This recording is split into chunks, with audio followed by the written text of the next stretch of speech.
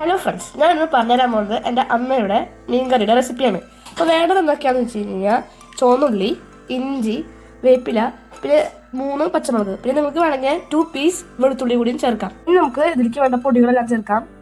1 table spoon മഞ്ഞൾപ്പൊടി, 1 spoon മല്ലിപ്പൊടി, 1 spoon മുളക് പൊടിയും, 1 ടേബിൾ സ്പൂൺ കാശ്മീരി മുളകും ഇടാം.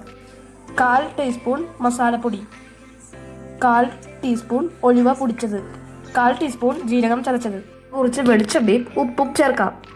2 ടേബിൾ സ്പൂൺ ഉപ്പും ചേർക്കാം. ഇനി കൈ വെച്ചിട്ട് നമുക്ക് നന്നായിട്ട് മിക്സ് ചെയ്യാം. ഇതിലേക്ക് നമ്മൾ 2 പാല് ഒഴിച്ചിട്ടുണ്ട്. ഇനി നമുക്കിത് അടപ്പത്തേക്ക് വെക്കാം. കുറച്ച് വെള്ളം എടുത്ത് കുടംപൊടി ഇട്ട് തിളപ്പിക്കുക. ഇനി ഇതിലേക്ക് നമുക്ക് മീനിന്റെ കഷ്ണങ്ങൾ ഇനി ഇടാം. പിന്നെ പെരുംജീരകം ചേർക്കുമ്പോൾ കറിക്ക് കൂടുതലായിട്ടുള്ള ടേസ്റ്റ് കിട്ടണം. ഇനി നമുക്ക് ഇതിൽ സീക്രട്ട് ആയിട്ടുള്ള ഒരു ഇൻഗ്രീഡിയന്റ് കൂടി ഉണ്ട്. അത് നമുക്ക് ലാസ്റ്റ് ചേർക്കാം.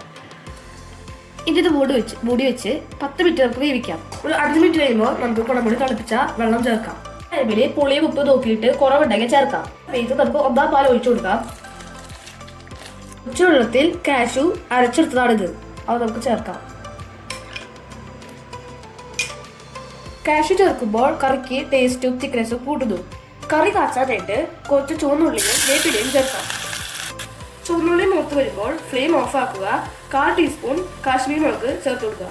ചുവന്നുള്ളി താളിച്ചത് നമുക്ക് ഇതിലേക്ക് ഒഴിച്ചു കൊടുക്കാം.